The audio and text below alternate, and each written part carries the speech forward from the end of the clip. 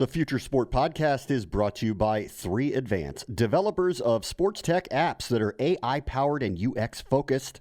So if you're looking to create some apps for your startup or your sports biz calls for some artificial or business intelligence, you should check out 3Advance. They're incredible. Go to 3advance.com. That's the number 3advance.com.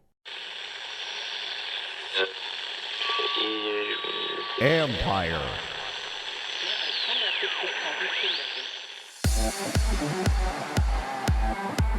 Gatorade is global aid.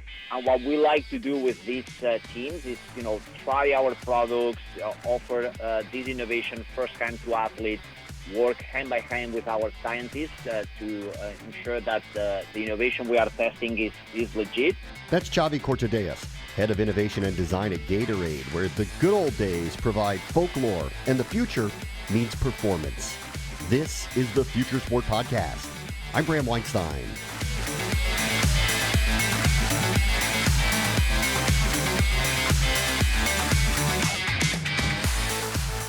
Gatorade helped Florida's football team become a powerhouse, and then it became a symbol of a championship getting dumped with the drink. It's as synonymous as going to Disney World. The work there is fascinating, though, and Xavi Cortadellas will walk us through their innovations. Plus, PlaySight is helping youth travel teams find streaming solutions. Their vice president, Scott McMeekin, will join us. But the future is now for the NFL playoffs. Over the last few years, the NFL has fought a real and perceived dip in interest in their product, which by any calculation still remains the preeminent sports league entity in the United States. But it doesn't mean that they aren't taking action to ensure the next generation of fans keep coming back. Megan Graham from CNBC.com joins us now. They've got to deal with TikTok, and we should probably start there. Many of our listeners probably know what that is, but for those who don't, what is TikTok? Sure. Well, thanks for having me, Bram. Have you ever been on TikTok, I have to ask? I have been on it, yes. Okay. So I downloaded it a couple months ago just to, we were hearing about it so much. It's growing so quickly, and I'm so addicted now. It's so much fun. So it's kind of weird when you first download it because it's just this kind of endless scroll of short videos, and some are really funny, some are kind of music, people lip syncing. That's kind of where the platform came from. Its roots are with Musical.ly, which was kind of lip syncing to songs. Some of it is, dancing along, different routines. So there's all this different stuff, and the algorithms kind of learn what you like really quickly, and they kind of tailor to you what you're seeing based on like what you tend to watch all the way through or multiple times. And then, if you want to share your own videos, the effects are amazing. Like you can do all sorts of kind of goofy, weird effects that, you could see in a movie, or, make your face bigger or smaller into a fruit or something. It's just all sorts of goofy stuff. So teens absolutely love it. And it's been kind of taking the sort of social media world by storm in the last year or so. So why did the league work something out with them? Well, I'm not a big football watcher, but from what I understand, the league has been just having more trouble with Gen Z, and Gen Z, of course, is generally speaking, it's teenagers at this point. I think part of it, I've read, because kids aren't playing football at the level they used to because of concussion concerns and things like that. It's also kind of interesting because I think some sports have lended themselves better to this sort of new social world, like soccer just sort of plays really well with the streaming world. Something like basketball, where you see their faces and you're so close to the court, those sort of video moments are very viral and shareable because you can see the looks on their face. Whereas football, I think from what I understand, it kind of lended itself so well to network TV, where you had sort of 6 minutes of go, go, go, go, and then commercial break. And it's a little bit different when you're looking at the streaming world. And also, their faces are covered by helmets. So I think just generally speaking, there haven't been these sort of like super viral football moments that there have been in other sports. And basically what the NFL is trying to do is change that. I think they're trying to say, hey, we want to pull back the curtain, show you guys some fun moments, show you guys personality of our players, and kind of make you feel like you know them better, and hope that that will translate to kids teenagers, whatever you want to call them, tuning in more. You know, what's really interesting about that is that, okay, so you don't get to see the players' faces, and then that's been a difference here for some of these other sports as they transition into what is different content consumption. It seems to be preferable content consumption. And the NFL has this issue with concussions. And they could, I don't think they ever will, but they could perceive this as the door opening to, if our popularity is based on the players being seen and recognized more, and we think that there'd be less concussions if we took the helmets off of the players because they wouldn't use their heads as weapons. It's an interesting thought process as you think about the future. Yeah, I hadn't even thought of that, but absolutely. And it is kind of interesting to, just to see these, because there are moments here in these videos that are clips of them on the field or whatever, but for sure, I think, maybe you're not used to seeing them as much, just kind of, having fun on the field or whatever, very close up. Will there be exclusive content for TikTok, or is it that kind of deal? It should be interesting to see. I'm not totally certain. They wouldn't get into a ton of specifics about what it'll be going forward, but for now, they have the new NFL account, so they're basically just posting behind-the-scenes stuff, little memes and things like that.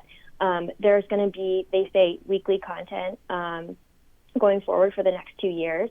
And then they did a sort of, so on TikTok, when a sort of a brand takeover, what they'll do is they do a hashtag challenge. So basically a brand will say, okay, we're going to pay however much for a couple days, and they sort of design a hashtag, and then they say, okay, we're going to hire influencers to come and to post things with this hashtag on the theme. So when Chipotle did this over the summer, it was like the Chipotle Lid Flip Challenge, and then they paid influencers to basically post their own Lid Flip Challenge and kind of get some momentum going. So the NFL is probably going to do some more of those. And then they also said they're going to be doing some sort of partnerships with other brands as well. So that could mean, we'll just see. I don't know if that'll be like athletic apparel, if it'll be other sort of publisher shows or anything like that. But yeah, it should be interesting to see kind of the avenues that they go down. For now, we don't know a ton of detail, but I think they are showing some behind-the-scenes sort of things that I don't know that you can see anywhere else at this point. Megan Graham from CNBC.com. Thank you, Megan. Thanks, Graham. Bye. Up next, Xavi Cortadellas on how Gatorade continues to innovate the idea of replenishing the body. This is the Future Sport Podcast.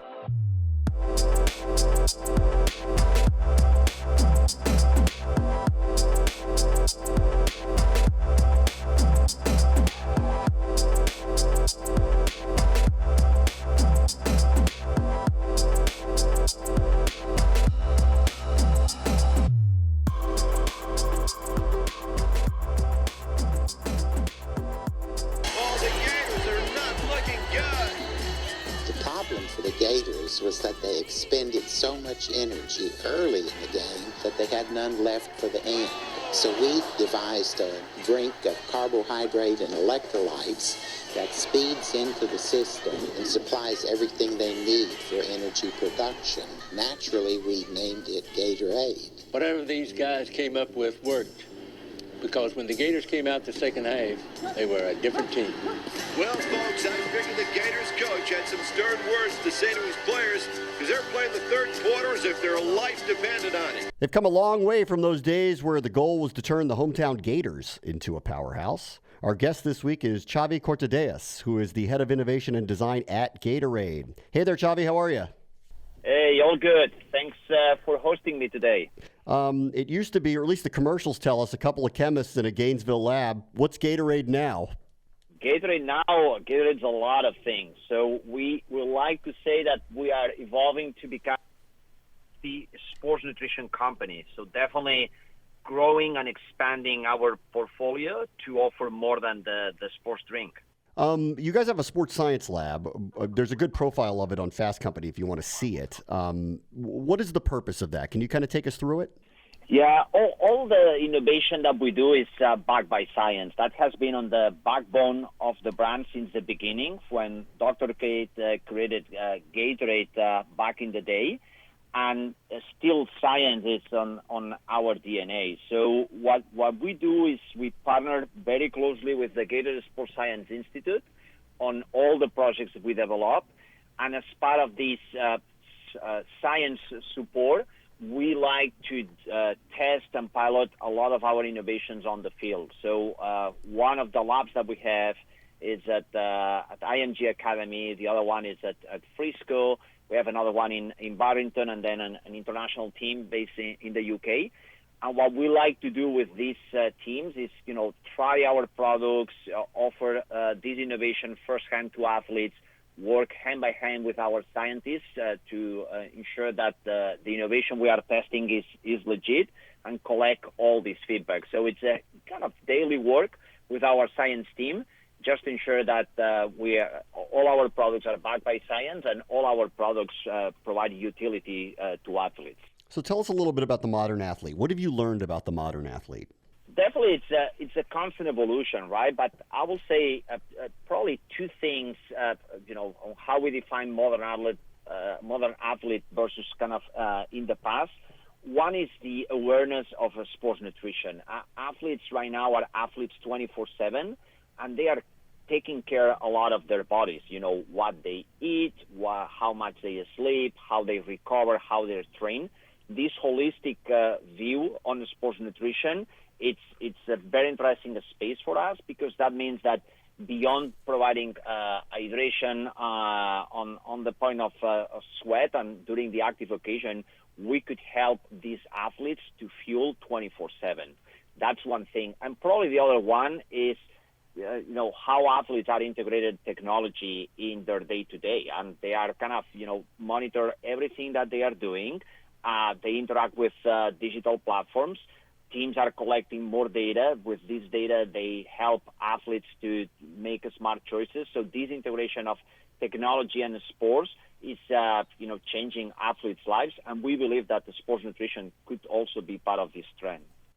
So let's talk about the science here a little bit. How has it changed here as you create these new products?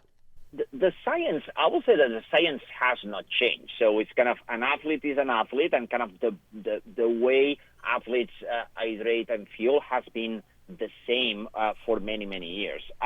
The way we are applying this science is that, probably thanks to technology, what in the past was only accessible to a few athletes and to a few professional teams, where we had the ability to deploy our scientists on the field, now we are trying to democratize that. So what we want is, leverage this science and kind of via technology expand this to everyday athletes. A good example of that is what we call the sports field personalization platform. So for many years, Gatorade has been working side by side with athletic trainers, strength coaches, etc., in professional teams to help athletes to feel better. What we want is that this type of service, via technology, to be accessible for every kid in the U.S. who is into team sports or even into endurance sports. So it's basically the science is the same, but in the past was only accessible to a few.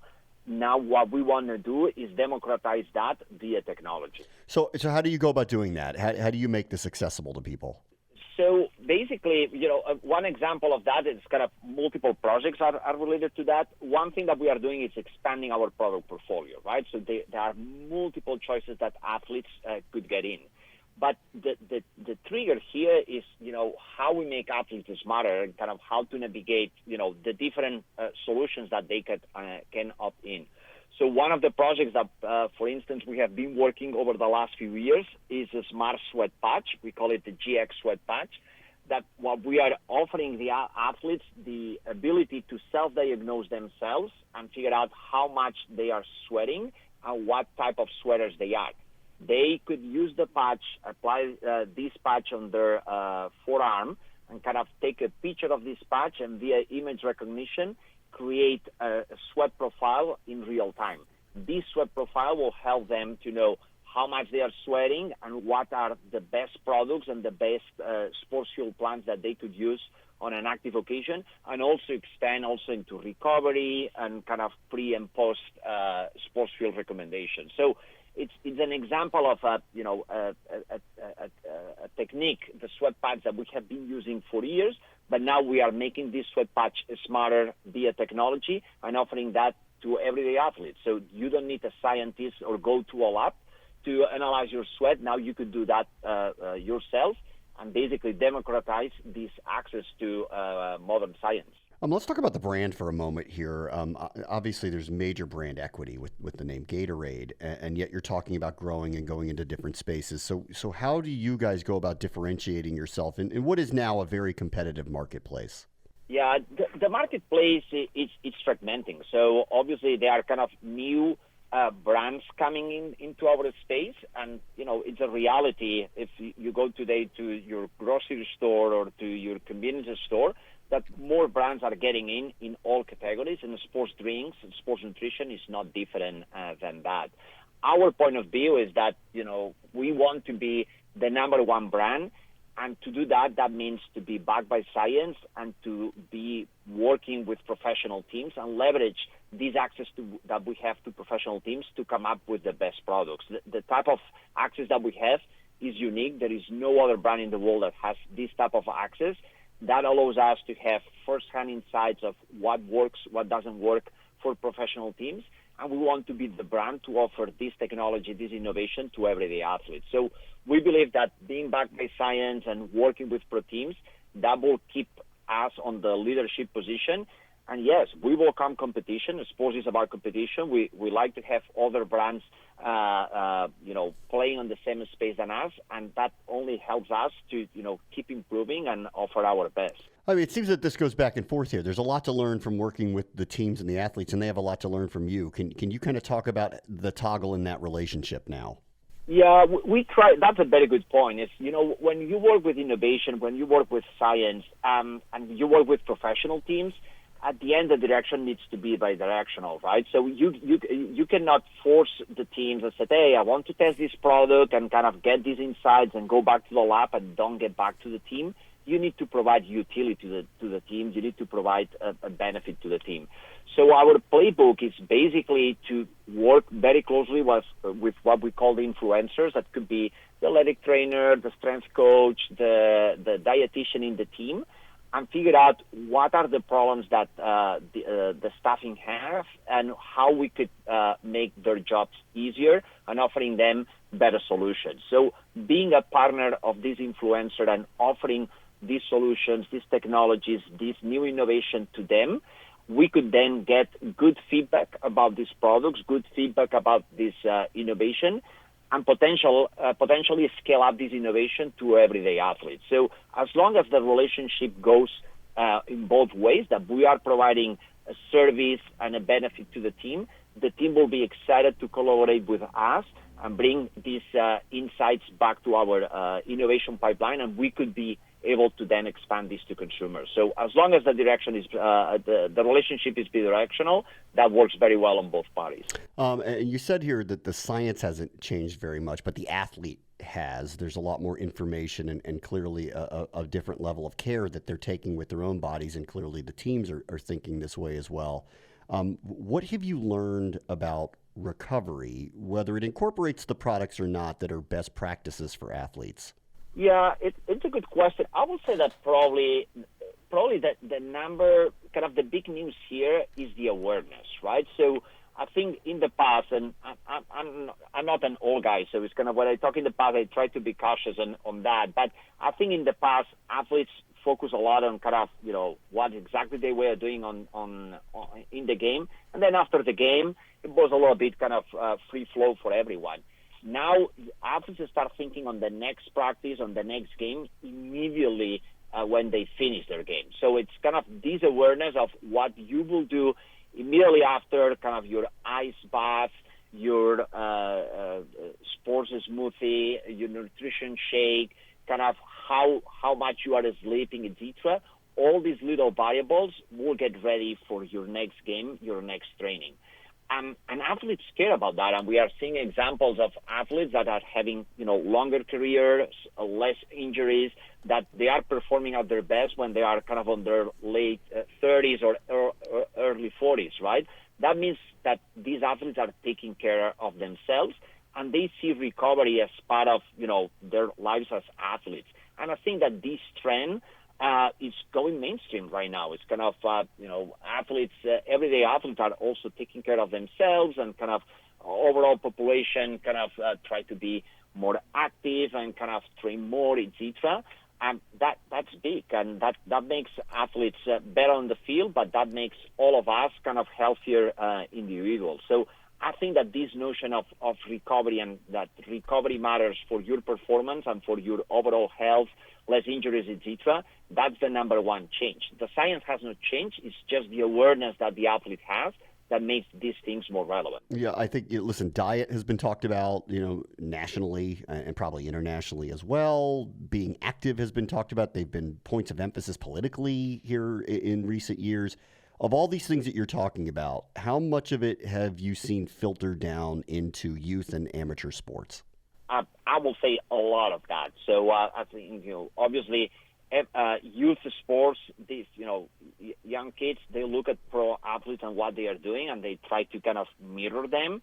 So everything that is happening at the pro level affects youth sports. And, the awareness on kind of healthy choices and kind of healthy products, that's out there. The awareness on kind of a balanced diet, kind of proper nutrition, proper rest, etc., that's very important for kids, not only for their performance on the field, it's also, how they are learning at school, right? So we believe that all this space is a very rich space for us as a lead brand to have a point of view and try to provide this utility to athletes. It could be, from kind of monitoring sleep, monitoring sweat, help athletes get hydrated before, during, and after practice, help athletes on their nutrition. So there is this awareness kind of affecting athletes of all ages, gives us a lot of business opportunities, but also a lot of opportunities to educate athletes. And many of the services and platforms that we are developing, it's more about to drive awareness and education more than specifically selling products. We believe that helps us also to define ourselves as a leaders in the space, and for us to make athletes smarter about their overall choices in terms of lifestyle, in terms of sports nutrition, etc. That will make athletes better and will make us better also as a brand. I'll ask you one final brand question as we let you go. And I wonder this, does it ever bother you to see Gatorade get wasted when someone dumps it on a winning coach? It's a good question, and I need to say yes. That kind of surprised me. I'm not American, as you could tell by my accent, and the whole tradition of the dunk kind of said, wait a minute, what these guys are doing with all this product? And then I learned, talking with my colleagues, that even kind of when kind of whatever the coach is wearing and kind of gets stained with the dunk, that has kind of some value even in the market. That's a memorable piece. So I think that it's a fantastic tradition, and even the fact that this has been something that has grown organically across multiple sports and has been created not by the brand, it has been created by the athletes. I think it's a true testimony of kind of how much Gatorade is kind of embedded into the DNA of American sports. So, being non-American, for me, it's a fantastic tradition. I will love it to see it, across more sports outside the U.S. Yeah, it's the greatest free commercial of all time, I think. may have ended up being that way. You say it better than me. Xavi Cortadellas is the head of innovation and design at Gatorade. Thank you so much. Thank you very much.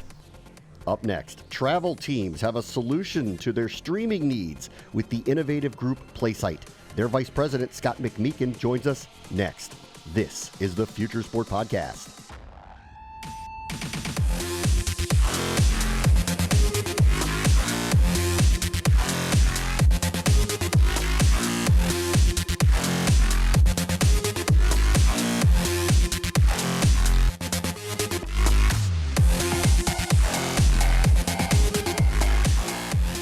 So let's take a minute here to thank our friends at 3Advance. These guys are ranked one of the nation's top app developers, but that's not all.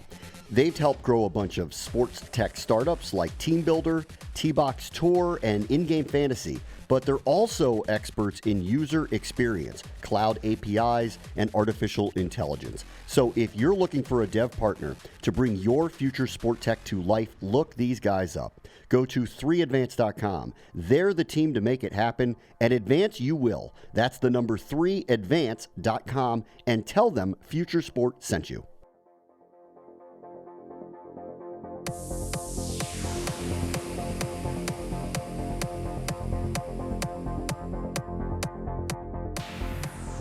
Our guest this week is Scott McMeekin. He's the vice president at PlaySight, which has offerings that include data analytics for player development to live streaming and automating sports productions around the world. Hey, Scott, how are you? Hey, doing great. Thanks for having me on. I mean, it's kind of a general overview. I'll let you explain it. What do you guys do? Well, for sure. I appreciate it. You know, we do a number of things. I think the easiest way is just to explain it as we connect various courts, fields, and rinks to the internet. And then once you're connected, you know, there's a ton of different things that we do. I'm really actually quite interested in the travel sports stuff. It seems very unique to what you guys are doing. How are you jumping into that world and helping them innovate? Yeah, for sure. So we serve lots of different markets from the pro level to collegiate to high school, and then certainly to the youth sports market that you just highlighted. And we've got a showcase here actually in Atlanta that we work with called Lake Point. And if you can picture, probably the most, unbelievable fields and facilities you've ever seen in your life with 129 PlaySight cameras on them. That's one of our showcase customers where we innovate. And they're going to have lots of fans and players that go there and have an experience unlike anywhere else in the country. And so what's really happening from a parent perspective, from a coach perspective, and then certainly from a facility perspective, there's various benefits that we offer. You know, think about yourself as a dad. I've got some kids, and being able to actually capture the moments when they get that home run, or they get that dunk. My wife can't always travel with us, so her ability to actually watch remotely and live stream is certainly a huge benefit. And then when players are at these events, they have the ability to get coaching tools and access to tools that are used by most of the NBA, Major League Baseball teams, and so they're getting that pro level experience at places like Lake Point and lots of other facilities that we work with. Not to be too pushy about it, but I'm curious about the business model behind that. In that, I get it with youth sports if we're watching LeBron James kid and there's an audience that would want to see him or the other up-and-coming stars of whatever sport we're talking about. No offense to my kids, they're not going to be playing in the NBA or the NHL, and I get my wife might want to live stream into the game I'm at with my child because he's playing baseball or whatever it is, but where's the model there if there's not a large audience that goes along with it? Yeah, for sure, and it does differ depending on what the sport. So certainly baseball is different from volleyball, which is different from basketball. We have a variety of customers that have different models. I'll tell you, what we are seeing is, parents want to show up to a facility like Lake Point and have a great experience as part of that. And, we're doing some different models, quite frankly, based on the event. And using customer and consumer feedback to determine what is the best model. There's going to be some events, to your point, where it's maybe the quality of the basketball is not as high end as when a LeBron is there, and so that model is going to be different. And so there's going to be some models where you pay a resort fee and you come on campus and you get access to everything. And then there'll be some other models where it's more a la carte. And so depending on the level of play, depending on the type of tournament, we're prepared to offer each of those models. The most important thing is that they've got an experience unlike anywhere else in the country. And so it's certainly a dynamic market because you also have lots of interest from sponsorships, and obviously that changes some of the economics as you go through it. Where did you see this hole? How did you guys come up with this idea to try to cater to the travel sports teams? We've been working with facilities and with youth sports for a long time, and I think it originally came from our founder watching his daughter play tennis and really realizing that there's no technology on the court, and so it really has started from that. And as you start looking at facilities, travel sports are primarily the user of those facilities. And so that's sort of how it started, and it's really taken off. Most of us on the team have kids, and we're involved in travel sports, and we want the best experience for our kids when they go to these facilities. And you'd be surprised, maybe you wouldn't be surprised, but there's a lot of inefficiencies to it, and you have a lot of parents that are holding up their phones and maybe not getting the greatest angle. Yeah. And they're having to go to their own resources to kind of create these highlight clips to send to college coaches. And so the opportunity to automate that was something that has worked. Well, listen, the parents make the worst highlights ever, and they flood Facebook with it over for years and years. So talk to me about the quality here. What do you get? What does a parent get if they attend one of these facilities and they get a highlight package of their kid or their kid's team? Yeah, for sure. So when we connect courts and rinks and fields to the internet, we will connect anywhere from one camera to 8 cameras. So here at Lake Point in Atlanta, on their baseball fields, we have 7 cameras on each field connected to the internet. And so the parent can come and watch the live stream of that game, and then get a highlight package after the event with all 7 angles. And those angles could be slowed down, they could be drawn upon. You could take multiple games and put them together. And so having that ability to just look at a pitch, both from what we call the high home view, and then also either the third base side or the opening side on the first base side, is a view that college scouts really want to see. Let's talk about some of the bigger clients that have potential audiences attached to them: colleges, pros, high schools, with live streaming and the automated broadcast part of this. Who are you working with, and what are the capabilities there? Yeah, so for sure, certainly at a pro level, they've got certainly a lot of, they don't need a whole lot of help with their live streaming. The NBA has that figured out. Is what we say, but they certainly use it in their practice gyms. The NHL uses it in their practice facilities, and so what a lot of the professional level teams will do is do a private live stream. And so if a coach, if a GM, if an owner is not at that facility, they will live stream privately what's going on in their gym for that practice. We see this in Major League Baseball, where there's a spring training going on down in Florida or Arizona. The owner is not there but wants to see what's going on. They will privately live stream it. You get down into the college market, and you certainly have the Power 5 and the networks. They often will have to bring in at a significant expense a crew of people to film those games, to feed it to the ACC network or the Pac-12 network.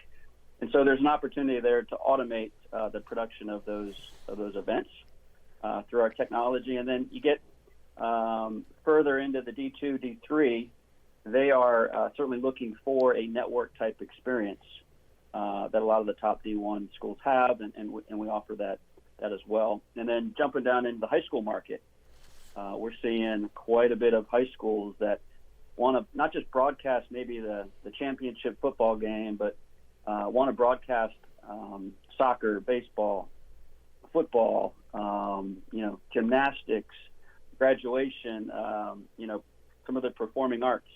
So we're seeing high schools jump on this as well. I'm sure they all ask you the same thing because this all sounds amazing, but can it be done affordably? So what do you tell them when they're like, yeah, we'd love to have that. How do we do it? Yeah.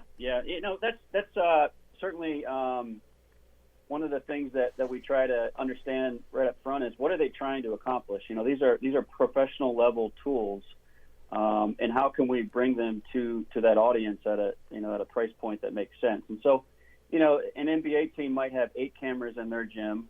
We might do a 3-camera installation at a high school gym. We can go down and do a 1-camera setup. And so we try to, adjust the scope based on what the economics might need to be.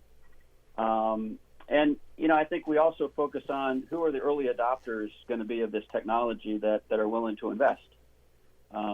It's certainly new technology, and it's elite level tools. And so it's, it is not, it's not free by any means. And so that's something we work with our customers on. As for like player analytics and improvement in that realm, what are you guys offering there?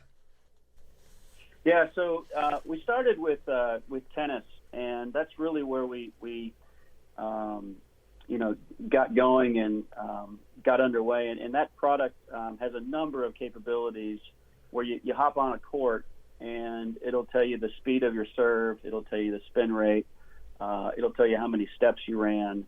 And there's a ton of analytics that break down your hour or your 10 minutes on the court. You jump into different sports like basketball and baseball, obviously the analytics change. We're doing some things in basketball where, if you understand what's going on the scoreboard, you can create an event, and that event can be tagged, and you can associate a 3-pointer to a video. Similarly in baseball, based on different data that's being served up to the scoreboard, you can tag those events. You can use cameras just like we do in tennis to tell you the speed of a pitch. And so we're certainly doing lots of things in other sports, and quite frankly, talking to our customers and understanding what it is that they want us to include, and then where it makes sense for us to partner. So where do you want to see the tech improve over the next 3 to 5 years? It's going to be interesting over the next how fast it goes. In the next 5 years, I would love to see all of the courts and fields and rinks connected to the internet in some form or fashion.